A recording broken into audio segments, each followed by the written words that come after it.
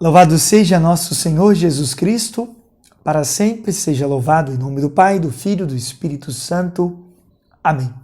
Bem-vindos ao canal Catequeses com Padre Jackson, e nós estamos dando continuidade a essa série de catequeses. Não esquece de, se ainda não se inscreveu no canal, se inscreva no canal e não esquece de deixar o seu joinha para nós, que ajuda muito. Lembrando, seguindo, estamos estudando sobre os direitos e os deveres de todos os fiéis cristãos. Hoje, o segundo direito e dever, o dever da comunhão com a Igreja. Como sabemos, o povo de Deus é uma sociedade organicamente constituída, embasada sobre alguns princípios. Quais princípios, Padre? Da igualdade fundamental, como nós vimos na catequese passada, o princípio da variedade. Somos iguais, mas existe a variedade dos serviços, dos dons e dos carismas. E o princípio da instituição. Em razão deste último, esse princípio da instituição, toda a organização da Igreja funciona segundo a vontade de quem? Do próprio Cristo, enquanto seu divino fundador. Foi Cristo que fundou a Igreja. Para que tudo funcione organicamente, sistematicamente, é muito importante dentro desta sociedade a comunhão, que fala o cânon 209. Eu leio para vocês: os fiéis são obrigados a conservar, sempre também no seu modo próprio de agir, a comunhão com a Igreja. Eu, como sacerdote, eu vou desempenhar a minha comunhão com a Igreja diante daquilo que me é pedido como sacerdote. Você que é fiel, leigo, leiga, que tem o sacerdócio comum dos fiéis, deverá manter a sua comunhão própria com a Igreja. Segundo parágrafo, cumpram com grande diligência os deveres a que estão obrigados para com a Igreja Universal e para com a Igreja Particular. A Igreja Universal é a nossa Igreja Católica no mundo inteiro. A Igreja Particular é a nossa diocese. Aqui, Diocese de Joinville, a nossa Igreja Particular, falando aqui da nossa diocese, a qual pertencem de acordo com as prescrições do direito. Então, partindo da ideia fundamental entre todos os fiéis, em razão do sacerdócio comum de todos os batizados e crismados em Cristo, todos esses fiéis são participantes da dignidade comum, sendo pessoas de direitos e deveres dentro da Igreja. Por isso, na missão canônica, todos os membros dessa sociedade participam na sua mútua cooperação, ou seja, os seus diversos carismas, encargos e ofícios, a serviço da edificação da comunidade eclesial. Sem a comunhão, não haveria uma verdadeira cooperação dos valores cristãos e, consequentemente, não haveria uma verdadeira igreja. Alguém que está na comunidade, não está em comunhão com o pároco, não fecha, não dá, não vai com o bispo. Sem comunhão, nós não conseguimos uma verdadeira cooperação dos valores cristãos. Não é possível. E, consequentemente, não há uma verdadeira igreja. As condições jurídicas requeridas à comunhão com a hierarquia são: para eu estar em comunhão com a Igreja, eu preciso ter o quê? Ser batizado, constituindo pessoa de direito e dever dentro desta sociedade.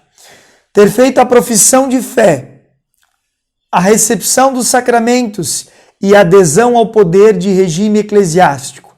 Estas são condições, fazem parte dos requisitos de todo e qualquer fiel cristão incorporado à Igreja pelo batismo e que não tenha manifestado a sua saída da Igreja através de um ato formal. Essas condições, porém, poderiam ser camufladas se vistas somente nos seus aspectos jurídicos. Um fiel cristão pode apresentar a sua carteira de identidade de batizado, pode rezar o creio em todas as missas dominicais e festivas, não repudiar a hierarquia da Igreja e assim viver a sua identidade de cristão em modo um tanto passivo isto é, sem demonstrar pelo exemplo de vida e pelas obras a sua pertença ao povo de Deus.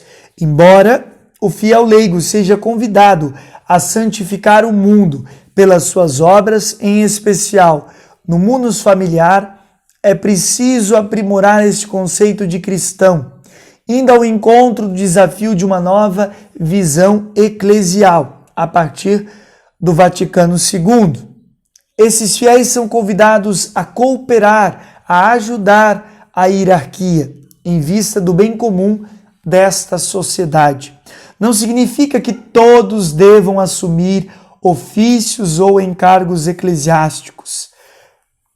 Cada um, isso é fundamental, deve viver a mensagem do Evangelho no seu munus próprio, isto é, na sua tarefa própria.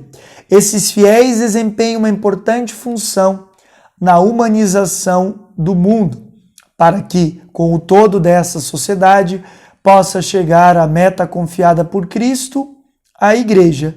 Porém, nesta nova visão eclesiológica, onde todos esses fiéis são requisitados, não se lhes pode negar tal cooperação, desde que capacitados a desempenhar tais ofícios ou encargos.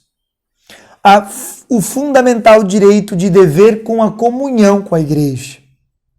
É batizado, é crismado, mas não está comungando com a comunhão da Igreja.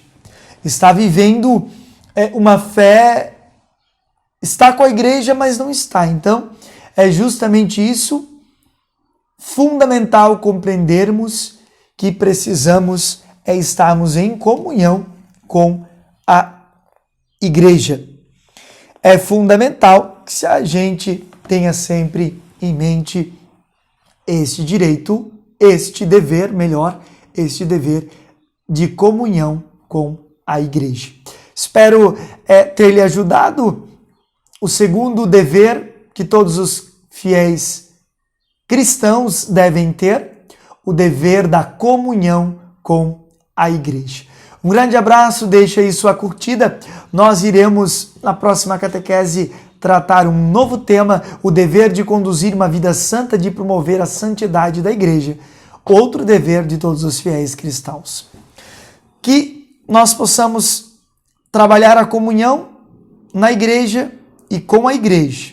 A comunhão sempre, pois aonde existe a comunhão, há a Igreja verdadeira, aquela que Cristo quis. Sem comunhão, sem diálogo, esta Igreja perde sua força e a gente pode, inclusive, estar não honrando o dever de comunhão com a Igreja. Um grande abraço a todos, deixa aí o seu joinha, tudo de bom.